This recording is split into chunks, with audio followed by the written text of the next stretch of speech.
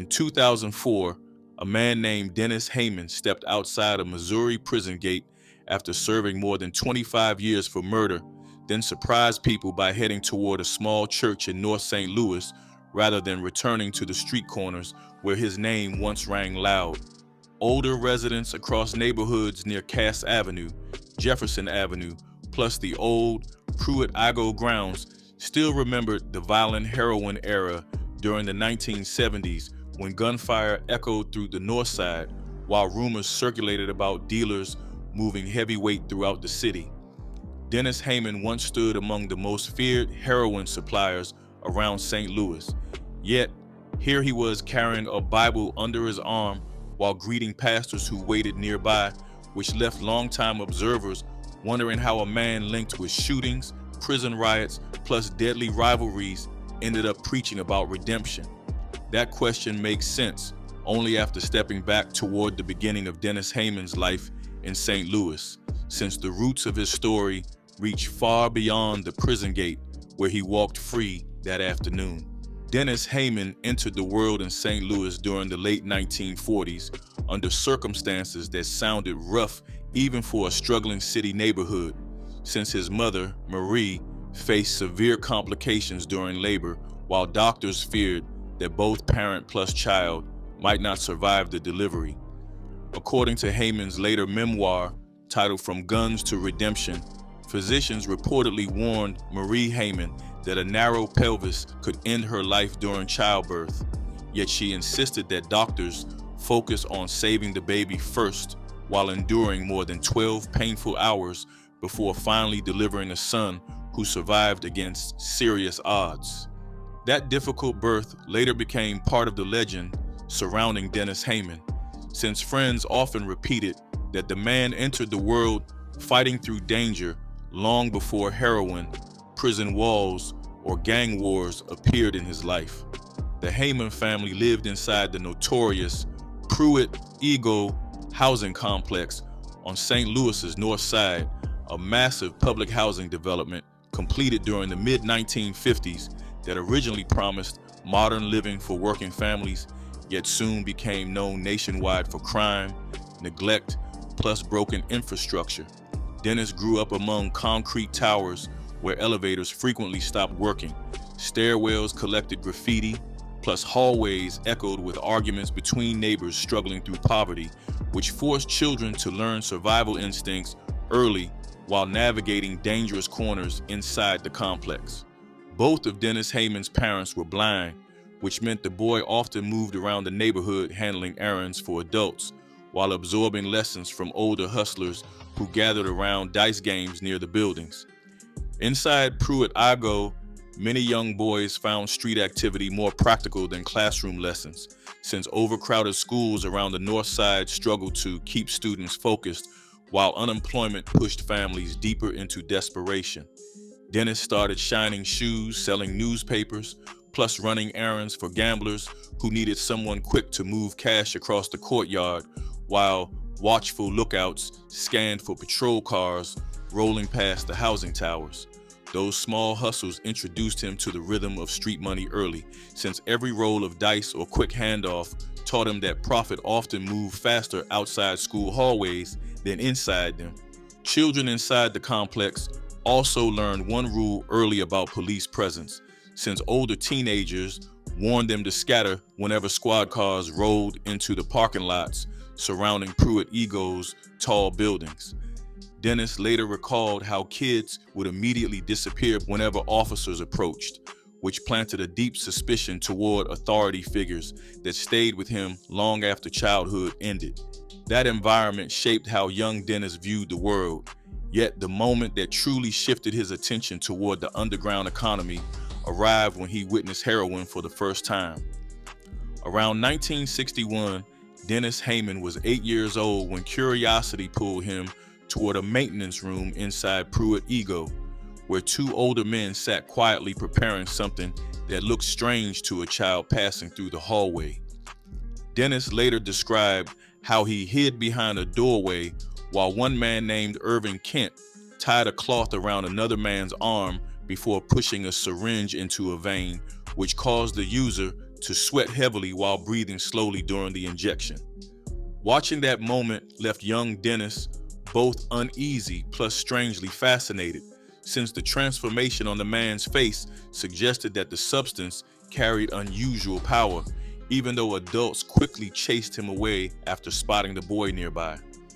Scenes like that did not exist in isolation around Pruitt-Igoe, since heroin addiction already moved through many apartments inside the complex during the early 1960s as dealers distributed small packages among residents struggling with poverty. Older users gathered around stairwells or laundry rooms, while quiet exchanges happened inside parked cars outside the buildings, which meant children like Dennis often observed transactions long before understanding the deeper consequences tied to that drug trade. Those early encounters normalized the presence of heroin throughout the neighborhood, slowly convincing young hustlers that narcotics distribution generated far greater money than dice games or small errands.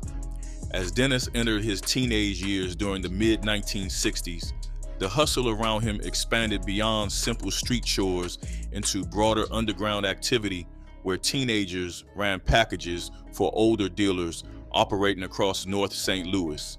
He carried small items across courtyards, delivered messages between gamblers, plus watched experienced operators negotiate deals while learning which corners produced the fastest cash. Those experiences built a network of street connections that would later help Dennis move deeper into the heroin trade once opportunity appeared. During that period, St. Louis already served as a distribution stop within a larger heroin pipeline connecting Midwest cities to suppliers in Chicago plus New York, where organized groups shipped narcotics through hidden channels reaching neighborhoods across the country. Local traffickers controlled distribution across sections of the North Side, while one major figure named James "Fat" Woods ran a powerful operation that imported high-grade heroin before authorities finally arrested him during the early 1970s. When Woods landed behind bars, his absence left a vacuum across the St. Louis heroin scene, which quietly opened the door for younger dealers like Dennis Haymon to step forward toward a much bigger game. When federal authorities arrested St. Louis trafficker James "Fat" Woods during the early 1970s, the heroin trade across the North Side suddenly lost a central figure who previously controlled large shipments entering neighborhoods near Cass Avenue and Natural Bridge Road. Woods had managed distribution through trusted middlemen while maintaining influence across several blocks, so his removal created confusion among smaller dealers who now fought quietly for access to supply routes that once flowed through his network. That sudden vacuum created an opportunity for younger hustlers who understood the street environment, which allowed Dennis Haymon to step deeper into the heroin economy while older figures scrambled to rebuild control. During those early years, Haymon did not immediately run his own operation because established traffickers still dominated large shipments moving through the city, so he initially worked as muscle for dealers who needed someone reliable when collecting overdue drug debts. Dennis developed a reputation for confronting individuals who owed money while carrying heavy firearms that signaled serious consequences for anyone thinking about refusing payment. Street accounts from former associates often described him walking through North Side corridors with a shotgun or a large revolver visible under a coat, which made it clear that ignoring business obligations could quickly turn dangerous. That reputation helped him gain influence because dealers preferred hiring someone whose presence alone could settle disputes without lengthy confrontations, which gradually placed Haymon around conversations involving shipment quantities, supply contacts, plus neighborhood distribution points. Watching those transactions gave him practical knowledge about how heroin moved across St. Louis through networks stretching beyond the city, while his own confidence grew after seeing that the men above him often relied on intimidation rather than superior organization.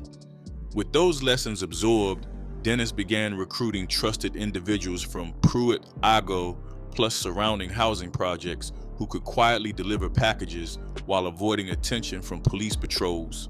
Many members of his early crew were teenagers familiar with the same courtyards where Dennis once ran errands as a child, which made them comfortable navigating stairwells or alleyways where discreet exchanges happened daily.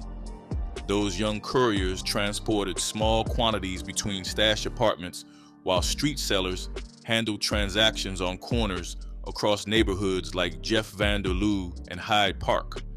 Through steady expansion, Dennis slowly built a distribution network that no longer depended on older traffickers, which marked the moment when his operation began challenging the influence of established heroin figures.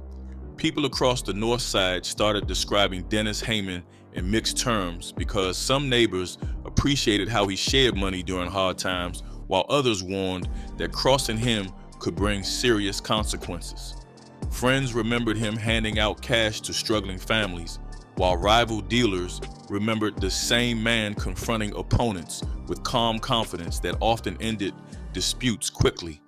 That combination of generosity plus intimidation created a complicated reputation around St. Louis streets, which signaled that Dennis Haymon had moved far beyond simple hustling and stepped into the ranks of serious heroin traffickers. His growing presence soon attracted attention from other powerful dealers across the city, which pushed his expanding business toward confrontations that would define the next chapter of his career. As Dennis Haymon's heroin operation matured during the mid-1970s, he reorganized the North Side distribution system by dividing several neighborhoods into sectors where trusted street managers handled daily sales while reporting earnings directly to him. Those managers supervised corner sellers who moved small packages throughout blocks near Pruitt-Igoe, Car Square Village, plus areas stretching toward Page Boulevard, which allowed Dennis to track profits while keeping his own presence distant from routine transactions. This structure created a steady revenue stream because dealers delivered regular payments, while Dennis focused on maintaining supply connections beyond St. Louis. Heroin shipments entering his network traveled through contacts linked to Midwest trafficking channels that moved narcotics from Chicago, plus occasionally New York, into Missouri distribution markets. Once those packages reached the city, they rarely stayed in one location because Haymon rotated stash houses frequently between apartments rented under different names across North St. Louis. That system forced law enforcement investigators to chase moving targets whenever rumors of shipments surfaced, since by the time officers prepared raids, the narcotics often disappeared into another building across the neighborhood. Money from that trade quickly changed Dennis Haymon's lifestyle because he started driving luxury vehicles that stood out among the older cars parked around housing complexes where many residents struggled financially.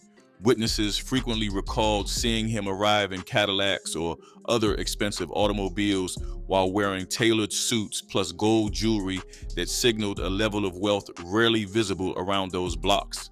He also maintained several apartments where associates gathered for meetings, which reinforced the perception that a powerful figure now controlled the heroin economy across parts of North St. Louis. Despite the violence associated with narcotics trafficking, Dennis sometimes complicated his public image by offering donations to churches or supporting small neighborhood events that helped families facing financial hardship. Residents occasionally remembered him providing money for youth activities or assisting older neighbors who needed groceries, which caused some community members to view him as a benefactor rather than strictly a criminal figure. That mixed reputation made conversations about Dennis Haymon complicated across St. Louis because admiration for his generosity often existed alongside fear of the violence surrounding the heroin trade. While his operation expanded, rumors also circulated across the city, suggesting that certain police officers or organized crime figures might have benefited indirectly from the heroin economy. though investigators rarely produced clear evidence connecting those suspicions to specific individuals. Conversations inside bars or pool halls sometimes hinted that corruption existed somewhere within the system protecting traffickers, yet those claims remained largely unproven, while Dennis Haymon's organization continued operating openly across the North Side. By the late 1970s, his growing influence placed him among the most powerful heroin distributors in St. Louis, which meant that rival dealers watching his rise soon began preparing their own response to a man whose network now threatened established interests. By the mid-1970s, another powerful force already controlled large portions of the St. Louis heroin economy because three brothers named Lorenzo Petty, Sam Petty, and Joe Petty operated a disciplined distribution network stretching across several North Side neighborhoods. Their organization relied on tightly managed street sellers, reliable couriers, and trusted lieutenants who handled daily transactions throughout areas surrounding Cass Avenue, St. Louis Avenue, and parts of the Ville neighborhood. Law enforcement investigators later described the Petty operation as unusually structured for a street narcotics enterprise, since each brother supervised different sections of the business while maintaining steady supply contacts beyond Missouri. That system allowed the Petty brothers to dominate major heroin markets across St. Louis before Dennis Haymon fully entered the picture. During the early stages of Haymon's rise, the relationship between his group and the Petty organization did not immediately resemble open warfare because both sides occasionally conducted limited business exchanges involving distribution territory or supply access. Some street dealers remembered that Haymon's younger crew initially purchased heroin from intermediaries connected with the Petty network, which meant the two groups operated within overlapping economic circles across the North Side. Over time, that uneasy cooperation began weakening as Dennis expanded his own street operations while relying less on outside suppliers, since his growing confidence encouraged him to challenge existing boundaries that older traffickers expected newcomers to respect. Tension intensified when Haymon began recruiting dealers who previously worked inside Petty-controlled areas because experienced sellers already familiar with profitable corners represented valuable assets within the heroin economy. Several teenagers, plus young adults, left Petty territory to join Haymon's operation, which reduced the Petty's influence while strengthening his expanding network. Those recruitment battles created resentment that soon spread through the street rumor system, since every shift in loyalty signaled deeper conflict between organizations competing for control of lucrative neighborhoods. As distrust increased, both sides started carrying heavier weapons during meetings or street transactions because everyone understood that the heroin economy rarely tolerated unresolved rivalry for long.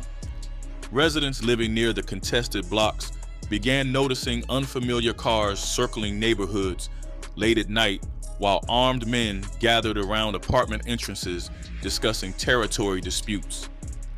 Gunfire slowly became more common across parts of North St. Louis during that period, which left many families listening nervously from inside their homes whenever arguments between dealers erupted into violence. Local newspapers soon recognized that the city faced an escalating conflict tied directly to heroin trafficking, so reporters began describing the violence using a phrase that quickly spread through headlines across St. Louis.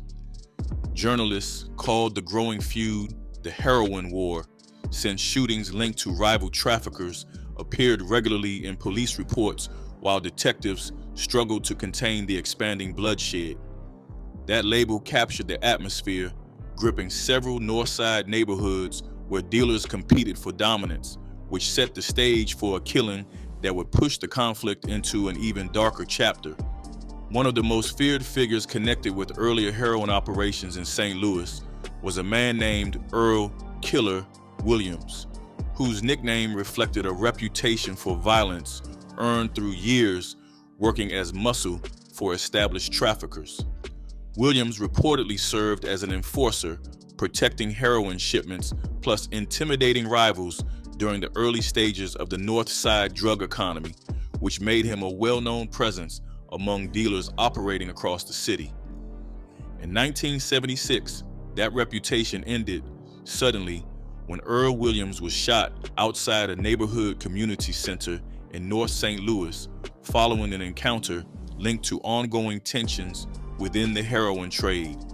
Witnesses later reported hearing several gunshots before Williams collapsed near the building entrance, while bystanders scrambled for cover around the area. Police officers arriving at the scene quickly began searching for suspects connected with the shooting. Detectives soon focused their attention on Dennis Haymon because his rising influence placed him near the center of the same underworld disputes involving territory and drug distribution. Authorities arrested Haymon and charged him with the killing of Earl Williams, which immediately transformed the investigation into one of the most closely watched criminal cases connected to the growing heroin war. Prosecutors believed that securing a conviction against Haymon could weaken his expanding network while discouraging further violence across the North Side. That expectation collapsed once the case entered court proceedings because witnesses proved reluctant to testify about events connected to the shooting, which created serious problems for prosecutors attempting to prove their claims. Some individuals who initially spoke with the detectives later refused cooperation, while others reported sudden memory lapses regarding details surrounding the incident. Without a reliable testimony, the prosecution struggled to maintain the case, which eventually led authorities to drop the charges against Dennis Haymon. The dismissal produced immediate consequences across the street economy because many dealers interpreted the outcome as proof that Haymon possessed unusual influence or protection within the city. His reputation grew rapidly among traffickers who now viewed him as someone capable of surviving both violent conflict and serious criminal accusations. That perception strengthened his authority throughout the heroin trade, while the wider feud continued expanding across St. Louis neighborhoods already shaken by escalating violence.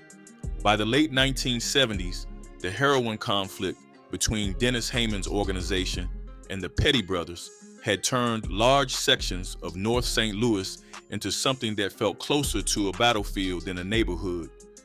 Police reports during that period documented numerous shootings tied to the rivalry as dealers, couriers, and lookouts became targets for retaliation. Detectives struggled to track each incident since witnesses rarely cooperated with investigators once the violence started spreading across multiple blocks. Residents described hearing gunfire late at night so often that some families began sleeping on the floor away from windows. The steady stream of attacks convinced many people that the heroin trade had created a war that ordinary citizens could not escape. One of the most frightening episodes unfolded during the shooting at JC's Lounge, a North Side bar that had long been a gathering place for neighborhood regulars. According to police accounts, several gunmen arrived carrying automatic weapons and opened fire into the crowded building during the attack. The sudden burst of gunfire shattered windows and sent people diving beneath tables while others rushed toward the exits. Several innocent bystanders were wounded during the chaos, while the shooters escaped before officers reached the scene. For detectives investigating the heroin war, the JC's Lounge attack demonstrated that the conflict had become dangerously unpredictable. During the same period, rumors circulated that multiple groups had placed contracts on Dennis Haymon himself. Associates later claimed that rival dealers repeatedly attempted to ambush him while he traveled between stash houses and meeting spots across the city. One reported attempt involved gunmen waiting outside a location they believed Haymon would visit later that night. Another story suggested that a team of shooters planned an attack outside a club where he occasionally met with distributors, Whether every rumor proved accurate or not, the stories revealed how many people wanted the heroin kingpin eliminated. Those threats forced Haymon to change the way he moved through the city as the war intensified around him. Friends later said he rarely traveled alone during that period and often carried firearms wherever he went. Some accounts described him wearing protective gear under his clothing while riding through neighborhoods where rival crews might appear suddenly.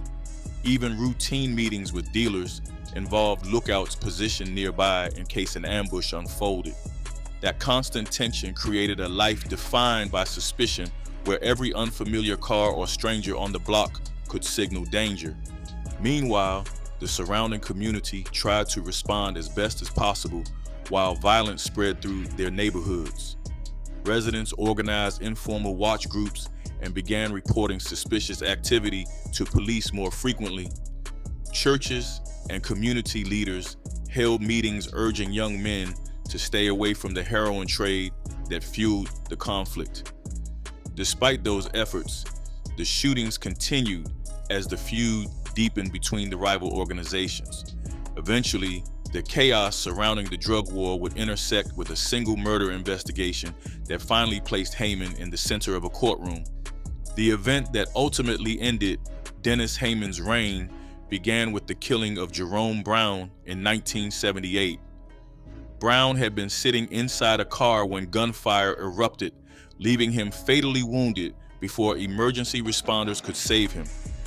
Detectives investigating the shooting soon focused on connections between Brown and individuals moving through the heroin trade in North St. Louis. As the investigation unfolded, authorities began examining whether the killing formed part of the broader conflict surrounding the drug market. That inquiry eventually led prosecutors toward Haymon, and several associates believed to have knowledge of the attack. A major figure in the prosecution's case became Richard Ford, a witness whose testimony connected Haymon directly to the events surrounding Brown's death.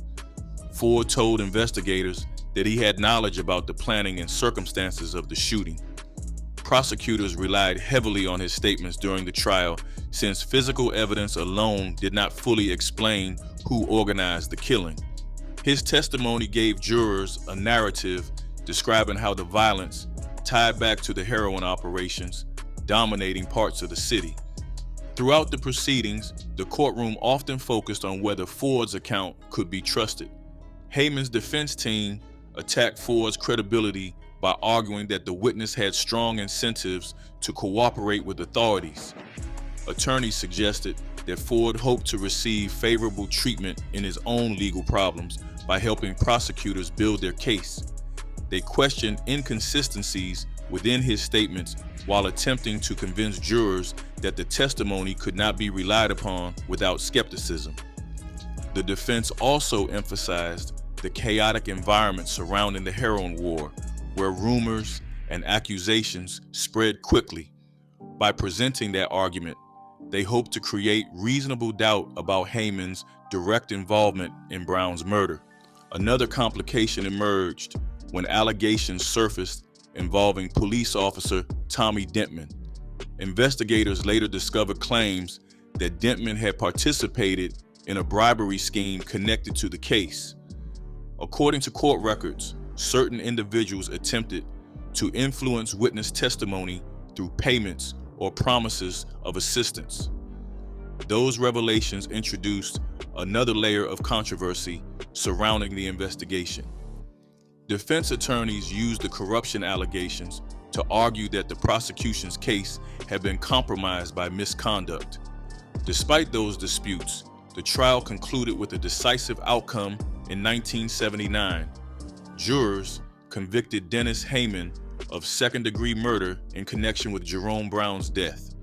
The judge then sentenced him to life in prison, effectively ending his control over the heroin network that had fueled years of violence across the city. For residents who had lived through the gun battles and drug-related killings, the verdict represented the first sign that the long-running conflict might finally begin to fade. Haymon's life, however, would take another unexpected turn after the prison gates closed behind him. After the 1979 conviction, Dennis Haymon entered the Missouri State Penitentiary in Jefferson City, a prison widely known at the time for extreme violence among inmates. Guards and former prisoners often described the facility as one of the toughest institutions in the country during that era. Newly arrived inmates quickly learned that survival depended on understanding alliances, avoiding unnecessary conflicts, and responding quickly when danger appeared. Haymon stepped into that environment carrying the reputation of a former heroin kingpin, which meant other prisoners immediately watched him closely. During the early years behind those walls, he witnessed numerous fights, stabbings, and gang-related disputes that erupted inside cell blocks and recreation yards. Prisoners organized themselves through racial groups or neighborhood affiliations, creating constant tension across the compound.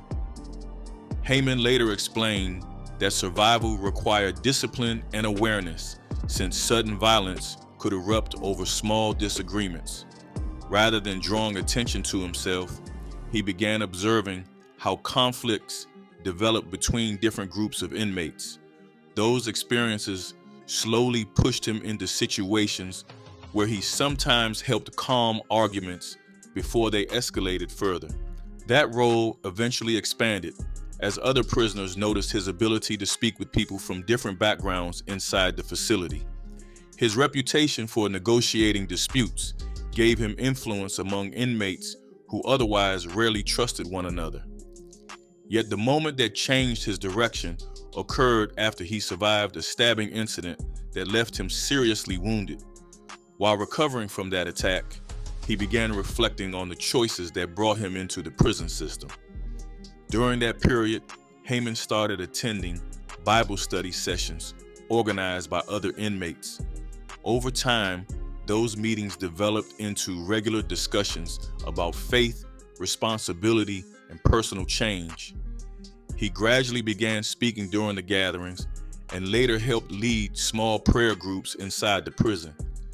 Those experiences slowly reshaped the way he viewed his past while introducing a different path that would eventually follow him beyond the prison gates. After serving more than 25 years in prison, Dennis Haymon was granted parole in 2004 and returned to St. Louis. His release immediately sparked mixed reactions across neighborhoods that remembered the heroin war from decades earlier. Some residents welcomed the possibility that he had changed during his long incarceration. Others remained skeptical while recalling the violence that once spread across the North Side. Once back in the city, he began organizing community programs focused on helping young people avoid the same path he once followed. Through an organization called HOPE, Haymon worked with churches and neighborhood groups, mentoring teenagers about the dangers of drugs and street crime. He also held meetings with families affected by violence, including conversations with the mother of Jerome Brown, whose death had led to his conviction. In later years, he participated in addiction counseling efforts and even assisted local health campaigns promoting vaccinations in underserved communities. Those activities strengthened his image as a former criminal attempting to repair some of the damage left behind. Yet debates about his legacy never disappeared, since many residents still remembered the years when heroin trafficking and gunfire defined his name. His story, therefore, leaves one difficult question lingering in the background about whether redemption can ever outweigh the consequences of a violent past.